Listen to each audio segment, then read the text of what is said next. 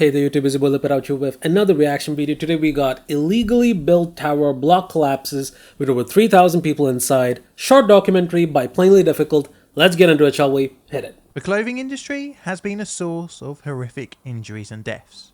One jumps to mind is the Triangle Shirtwaist Fire, or even the general hellscape that an Industrial Revolution era factory was to work in. These are all from Western industries. Over the years, workers' rights and employment standards have rightly improved to the point of industrial disasters being kind of rare and not running into the multiple hundreds of victims. Well, I mean, there's an argument and debate over there on, what they classify as disasters, but let's keep moving. All good. Yeah. But sadly, the poor working conditions linked to fashion has just been pushed out to the third world. Yeah. More desperate economic conditions of some countries has allowed employers to exploit the safety of their staff. Much like how it was in the UK about 100 or so years ago. Right. Well, couple this with poor building regulations and you got a recipe for disasters running into the multiple hundreds of victims.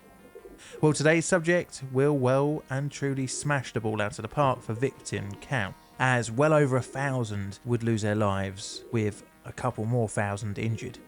Today we're looking at the Rana Plaza collapse, aka the deadliest garment factory disaster in history. Okay. And what's more, it didn't happen in the 18 or 1910s, but the 2010s. Just 11 years ago. Wow. My name is John, and welcome to Plainly Difficult.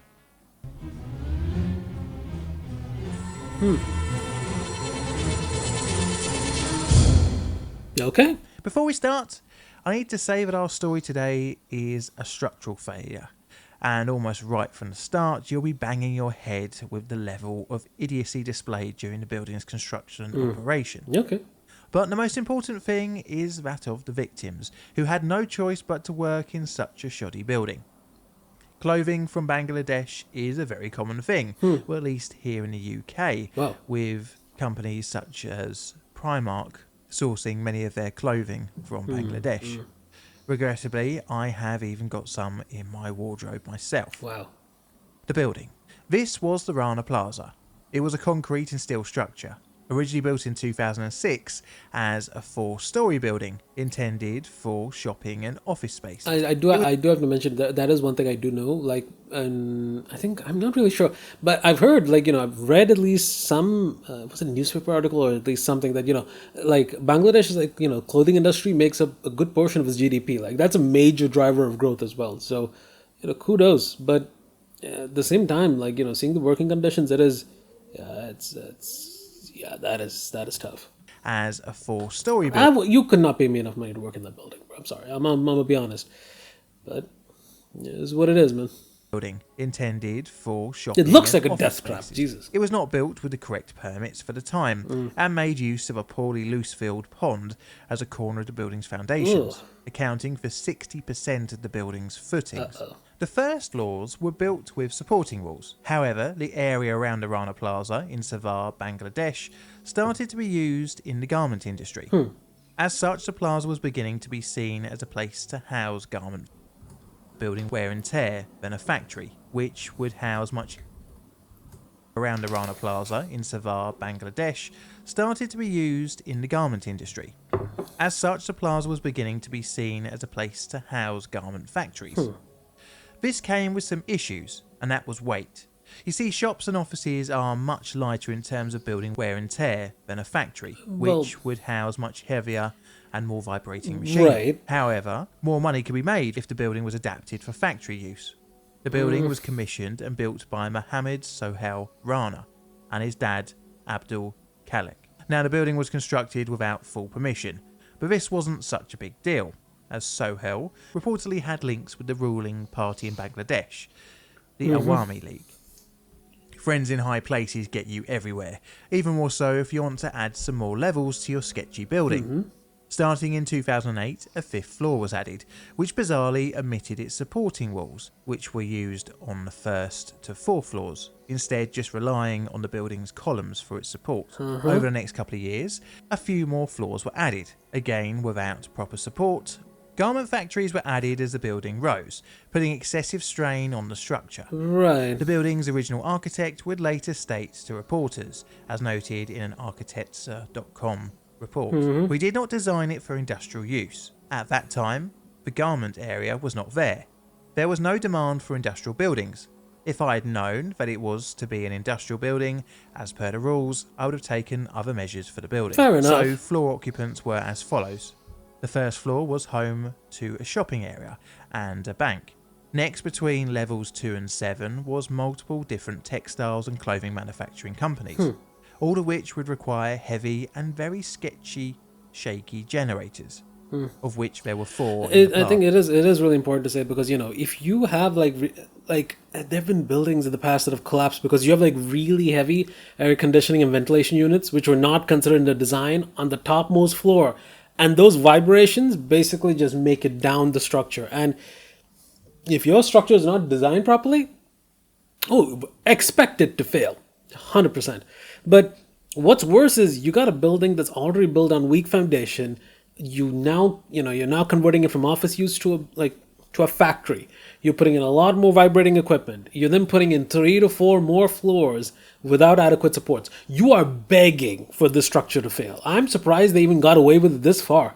I wouldn't have been surprised if they added 1 floor and the things just collapsed. The fact that it's still, that it's still running until it did collapse is a testament to whatever material they were using had to be on something, bro. 100%. Now, building a building whilst overloading it with machinery it wasn't designed for might seem like a bad idea. Well, it seems like it is, because it is a bad idea. Right. So it's time to dig out your bingo card, as after these advertisements, we'll be getting into the disaster. Okay. The disaster. It is the 23rd of April 2013, and the Rana Plaza is not looking good. Yeah. It's currently being evacuated. Some workers and staff have also refused to enter the building. Gee, I wonder you why. might ask? Well, one thing you don't want to see in your building has just appeared, and that is cracks. And not just small superficial normal cracks in plaster, but severe structural cracks. Man, I said cracks quite a lot there. Well, closing down the building is the True same. design strength. I'm surprised that concrete at its ultimate strength is just I'm still gonna hold on, bro. Just for one more day.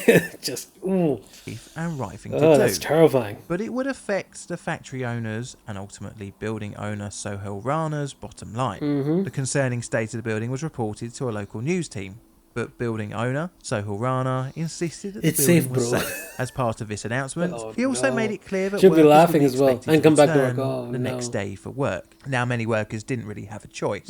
The option was to return or get fired. Yeah. This isn't really the best prospect for many, but in Bangladesh, where poverty rates are high, it's even worse.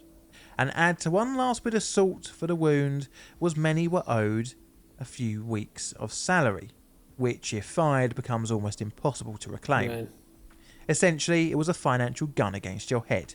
It is the Wednesday of the 24th of April 2013, Okay.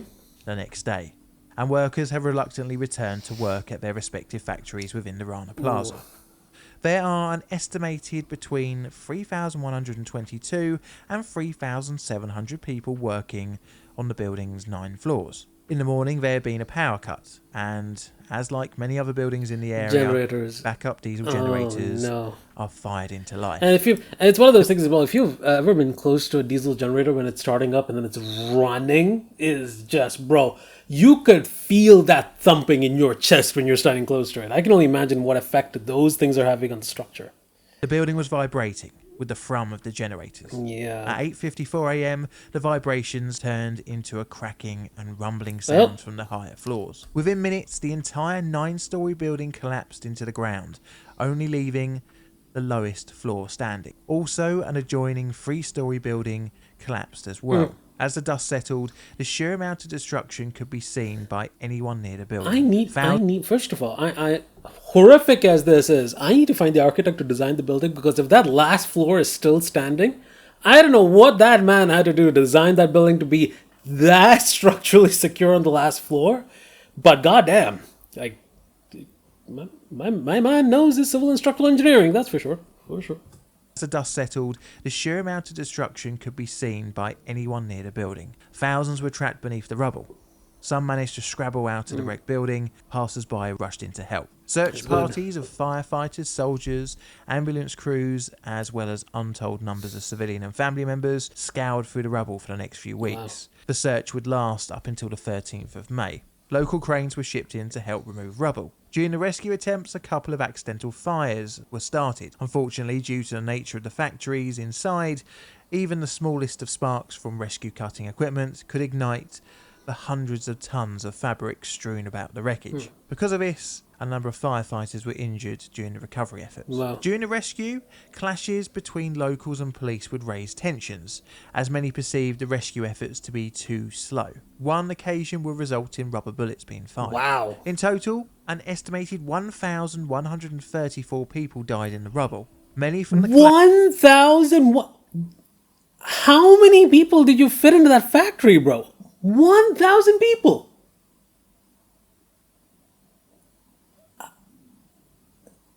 I'm trying to wrap my head around that, bro. How? Jeez, because I remember when that's hard, bro. Goddamn. I remember when I went back to when I was in college, like, you know, class size was typically like 60 people. You could see 60 people, but 1,000. Jesus. Damn. But I don't even know where to put that on a scale. That amount of lives being lost, bro. And no one really talks about accidents like these. Fuck. An estimated 1,134 people died in the rubble. Many from the collapse, but others from being trapped for so long. Which sounds like a horrific way to go. Yeah. On top of that, there were, again, an estimated over 2,500 people injured to varying degrees. The collapse would go down as the worst modern-day fashion-related disaster, as well as one of the worst building disasters in modern history. Yeah. The price of greed was paid in blood, to which... Well, that's true. It's one of those things where I even look at like safety laws and regulations as well. It's like, yeah, but those safety laws are often written in blood. People don't really care about a lot of things until lives are lost. And as hard as the incident is, you kind of pray and hope that, you know, that it's gone on to have more stringent requirements, like, you know, in the textile industry at least. Like, at least for employment.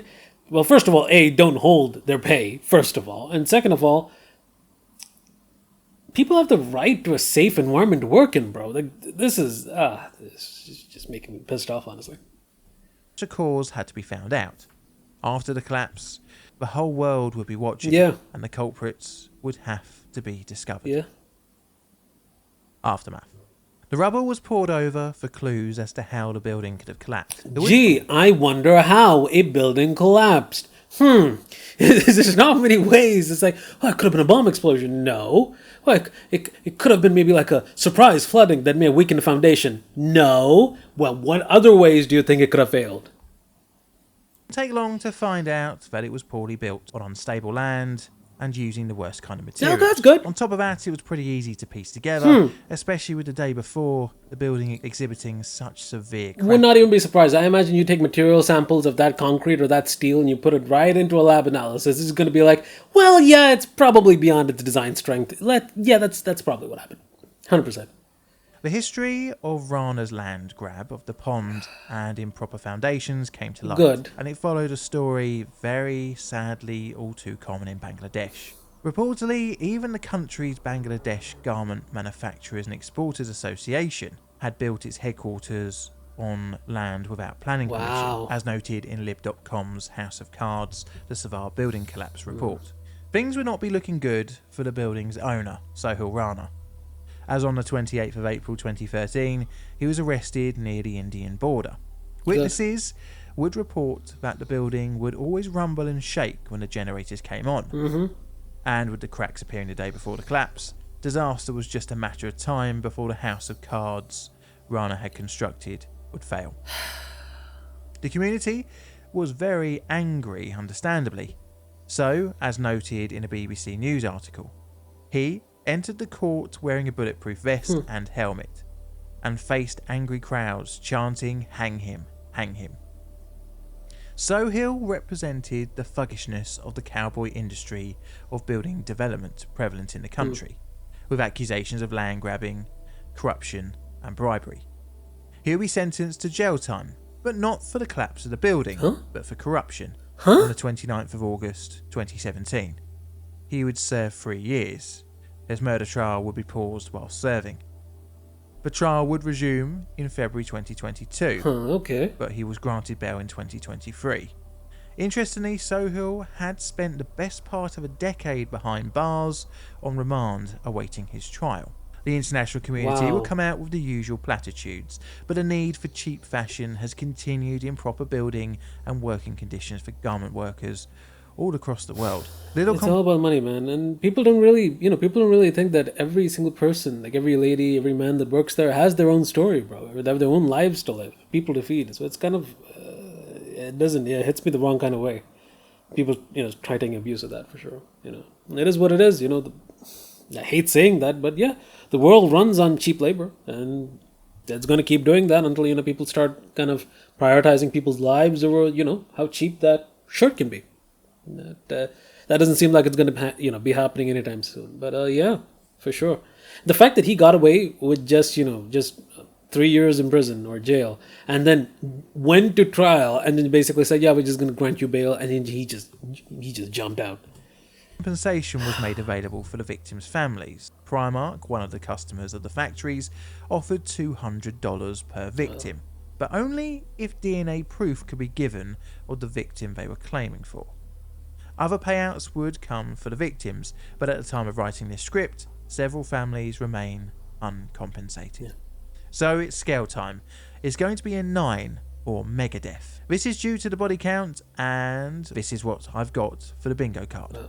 Do you agree? Yes, 100%. $200 per person. Goddamn. That's the value of a human life, according to them. But yeah. I hope you guys enjoyed the video. I feel more depressed after this than when we started the video, but that's the real world, I guess. Catch you beautiful bastards in the next one. Peace. Take care. Nice.